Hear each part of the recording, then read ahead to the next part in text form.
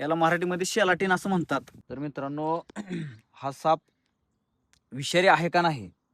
तर मित्रांनो हा साप विषारी आहे, परंतु याच्या विषाने माणसाला काही होत नाही. बघू शकता मित्रांनो ह्याची रचना कशी आहे. त्रिकोणी तोंड आहे आणि पूर्ण थोडंसं पोट मोठं आहे आणि शेपूट इतकं छोटंसं आहे पाठीमागं आणि तोंड बघू शकता याचं तुम्ही. हा ह्याच झाडावर बसला होता, परंतु हा पळत जात असल्यामुळे आपल्याला व्हिडिओ चालू करता आला नाही. बघू शकता चेहऱ्यावर थोडंसं झूम कर. जीभ कशी बाहेर काढते बघा. आणि मित्रांनो तोंड एकदम असं टोकदार असतं याचं आणि असं शरीरावर बघा थोडंसं काळं आणि पिवळसर पिवळसर नॉर्मल पट्टे दिसतात ते दाखवा थोडं झूम करून. चेहरा पण थोडा झूम करा.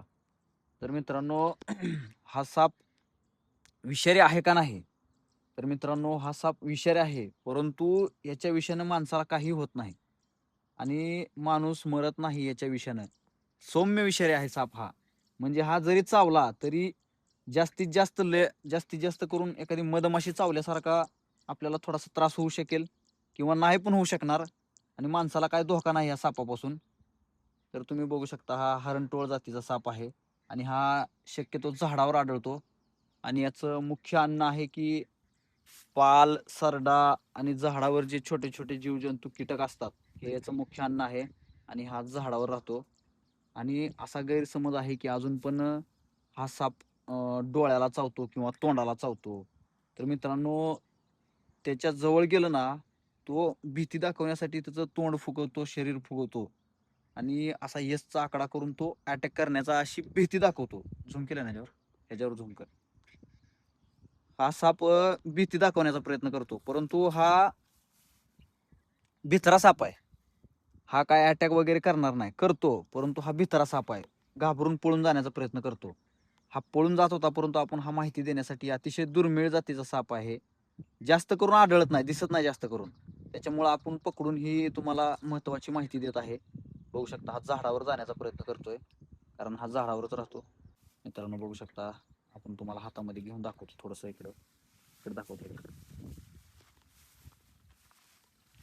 बघू शकता मित्रांनो हा हरणटोळ जातीचा साप आहे. कशा प्रकारे तोंड आहे झूम केलं तर चालेल तिथपासून. माझा नाही आला तर चालेल ह्या सापाने. बघू शकता हा कसं असाच तोंड करून झाडावर पळतो आणि हा साप प्रॉपरली झाडावर आढळतो. हा जमिनीवर तुम्हाला शक्यतो दिसणारच नाही, कारण आपल्याला पण झाडावरच दिसला होता. सौम्य विषारी शिकार प्रमुख सरडा पाल. आता साईज लहान असल्यामुळे झाडावरचे जीवजंतू खात असेल, कीटक खात असेल, परंतु मोठं झाल्यानंतर हा सरडा खातो, हा पाल खातो. जे झाडावर जे जीवजंतू आढळतात तोच खातो. बघू शकता याची जीभ सुद्धा पिवळसरच आहे. जीभ बाहेर काढताना दिसत असेल तुम्हाला. आणि हा गवतावर गेल्यावर ओळखू सुद्धा येत नाही.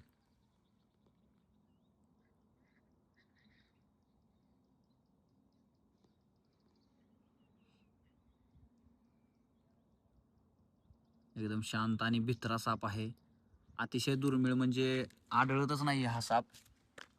बघू शकता. तर याला आपण तो जिथे आहे त्या ठिकाणी आपण याला सोडून देणार आहे.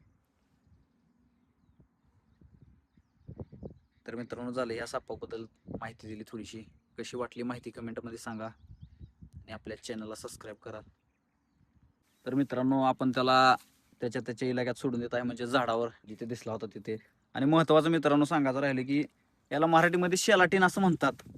जुनी लोक म्हणत होते की शेलाटीन आहे, शेलवटीच्या झाडावर बसते आणि उडून चावते वगैरे. एकदम शांत आणि अतिशय दुर्मिळ झालेला आहे आणि ह्याला मराठीमध्ये शेलाटीन बी म्हणत होते. परंतु हा कधी काय कोणाला चावल्यानंतर माणूस मरत नाही. सौम्य विष असतं मित्रांनो, अगदी नॉर्मल. तर चला मित्रांनो याचा डोळा बघू शकतो, चेहरा कसा जरा झूम करून दाखवा. बघितलं असेल मित्रांनो, डोळा आहे त्याचा आडवी काळी रेषा आहे. एकदम छान, एकदम सुंदर साप दिसत आहे मित्रांनो हा. चला ज्या ठिकाणी आपल्याला दिसला त्या ठिकाणी सोडून देऊया. होऊ शकता ह्या झाडावर दिसला होता आणि त्याच्यावर आपण सोडून दिलेला, तो गेला. तर मित्रांनो बघू शकता हा पळण्यामध्ये एकदम माहिर असतो झाडावर. स्पीडनं पळून गेला झाडावर तो. बघा इकडे